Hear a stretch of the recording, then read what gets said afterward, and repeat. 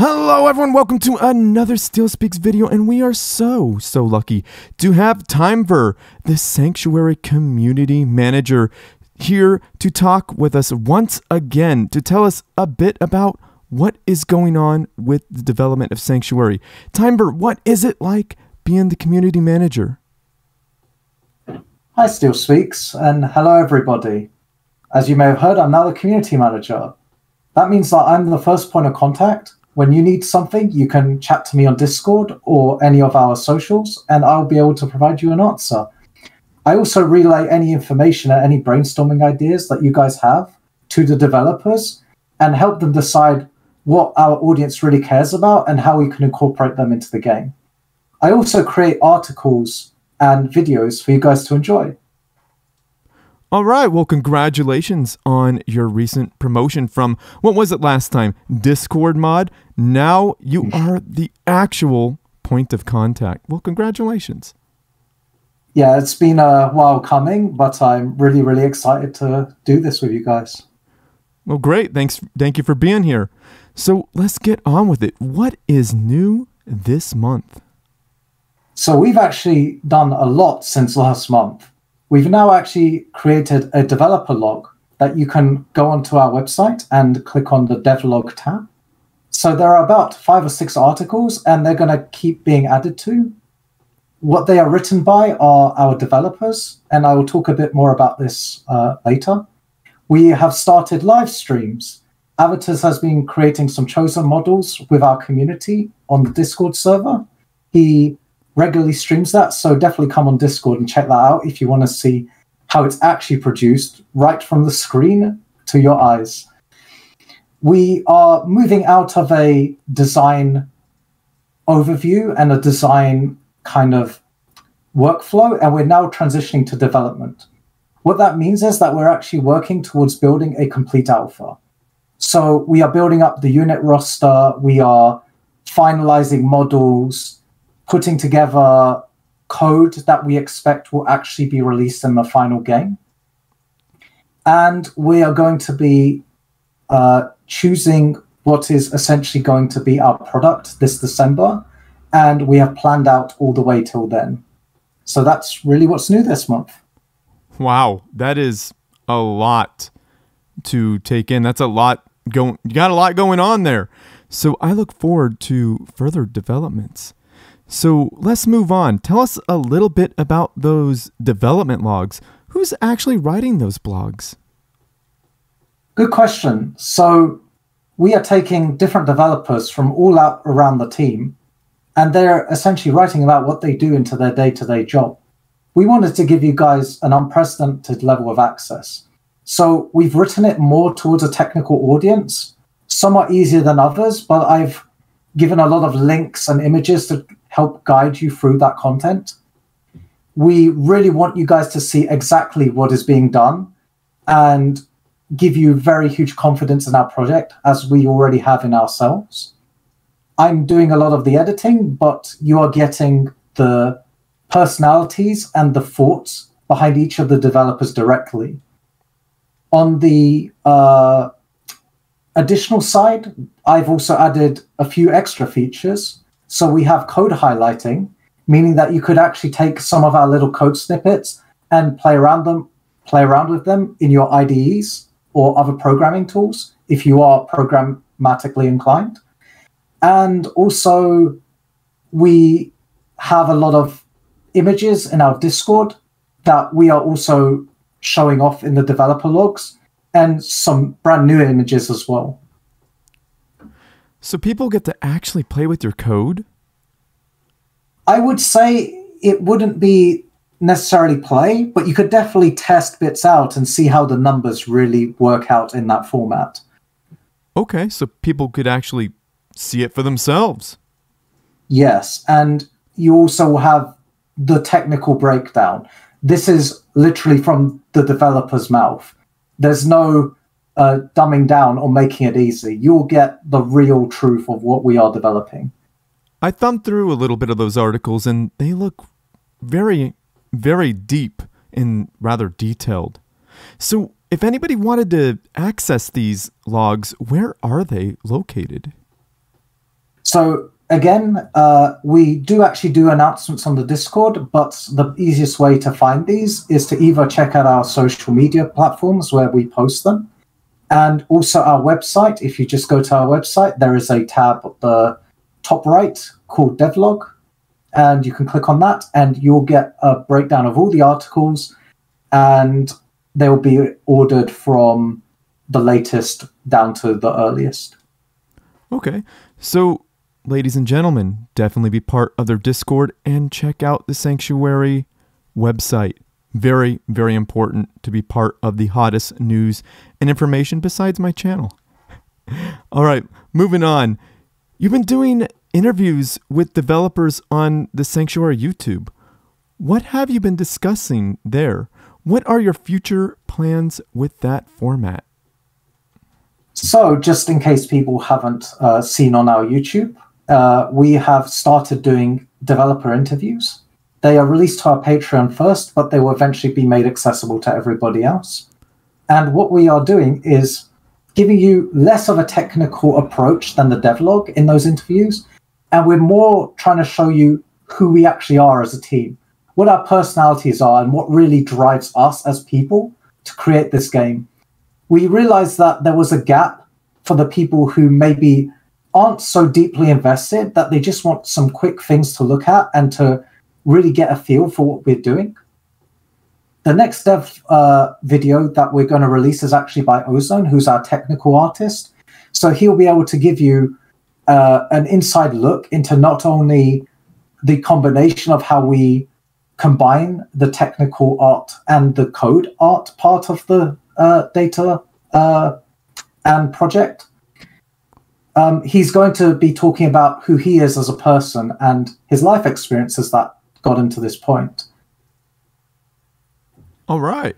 Well, I look forward to that. Hopefully that will be out after this video, but you know, no promises that this video will get done before that. So hopefully y'all are part of the Sanctuary YouTube. Hit that subscribe button and ring their bell and turn on all notifications for them as well as me, of course. But yeah, definitely, if you want to see these interviews, either get involved with their Patreon or their YouTube channel and be patient and wait. So something that is very important to pretty much every video game, and that is on pretty much everyone's mind when they want to look at a game, what are the developments on the graphical front? We've actually done a lot in this area. Since we're starting to fully flesh out and build out our assets, we've created a unit roster that people can look at on our development arts. We're going to keep expanding this roster as more and more production comes in, and we plan to have a very complete roster by the time the alpha releases. Another thing people don't realize about our graphics is that we don't use just one graphic for everything. Because there's a lot of zoom, we have to have different levels of fidelity across the levels. For example, on our map textures, when you're close to the ground, you need to be able to see very, very detailed edges, bumps, rough terrain. But then when you're zoomed all the way out, we want you to see maybe icons, maybe a more full-out map view, and we want smooth transitions between the various layers. So we've done a lot to try and build up this system in this particular month. In addition, we have started to hire for volunteer artists. They're building a lot of our interesting terrain pieces. One of our extremely early talents is a guy called Max.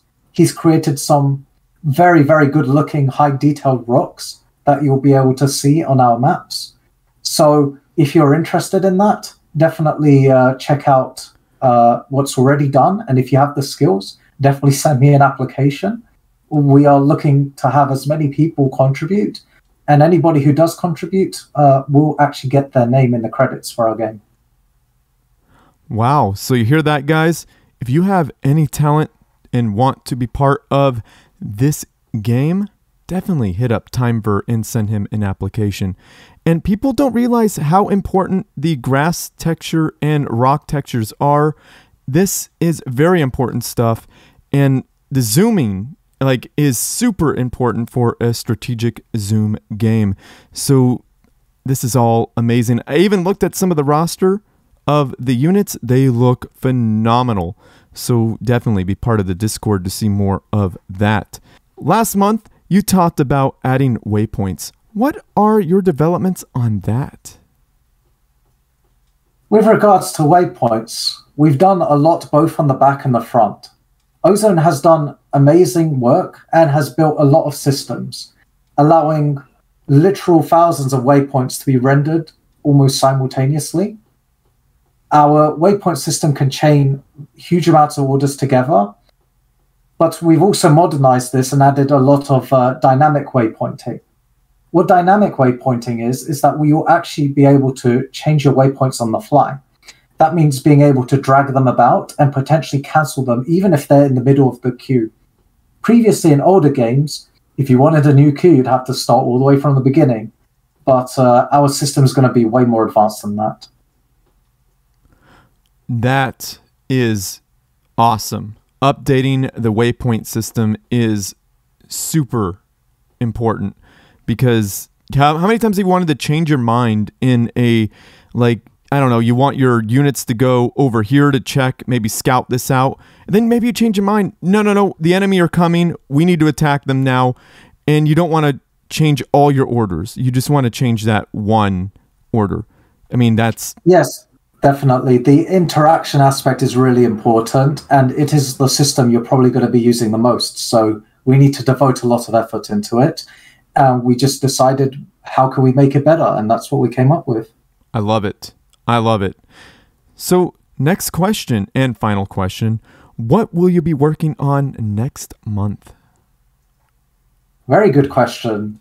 One of the things we're going to focus our next month on is building the base.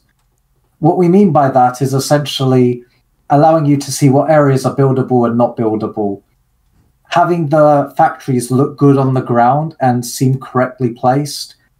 Allowing sort of room to be placed between the various structures, while also making it very easy to actually position your structures. So that is the main thing we'll be working on.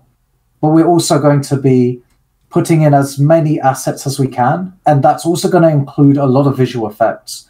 We're going to see what a alpha might look like and start showing off maybe some footage or some images further than we've maybe already shown you guys. Finally, we're going to be linking a lot of our code and our visual stuff together. Previously, we've kind of been building them in parallel, and we are going to be making sure that our systems can actually interact neatly. We know that's the case. It's just there's obviously a lot of tidying up and development work that needs to be done there, and we have to do it at some point. So we're going to be working on it throughout the months, but especially now we're going to try and come up with a very solid framework for that. All right. So in your building placement system, when they're trying to place a building, it'll tell you whether you could place it on that terrain or not? Yes, so we already have that in a lot of games, but we wanted to make it especially as easy as the other games, and we don't want a scenario where the base is very, very slow to build. We want you to be able to get those inputs in and not necessarily worry about just having everything exactly in the right way, having a bit of that snap and that quick action feel so that you really get a quick base up. Bases are a huge component of our game and needs to be very smooth experience to build. I look forward to seeing more footage next month. That I am very, very interested in. So hopefully you'll be back next month. Definitely. If you want some footage already, make sure you check out the live streams. That's the most raw footage that you can get. Where do you see those live streams? On the Discord, and I believe Avatus is also going to be doing some stuff on Twitch as well, and hopefully we can maybe ensnare some artists into doing a few more of those too, but no promises there. Different people have different styles of working. Not all of them are going to necessarily have the brain space to be on stream while... So we give some leeway there, but we're all working very hard. All right, great. So I think it's time to end this little interview here, and we will be chatting again soon. So guys, seriously, if you want to get involved in Sanctuary, definitely join their Discord. The link is in the description down below. Check out their website, check out their development logs, definitely subscribe to the YouTube, and if you feel so inclined, check out their Patreon. But come December, this is where it is very important. Come December, they have a Kickstarter coming out. This is where you will really want to support this at that time. And if you want to be part of the development team, if you have any artistic talents, hit up Timevir and let him know about that, if you are so interested, of course. So anything else you need to say there, Timevir? Big thank you to you. Thank you for having me on board and having given me the chance to speak.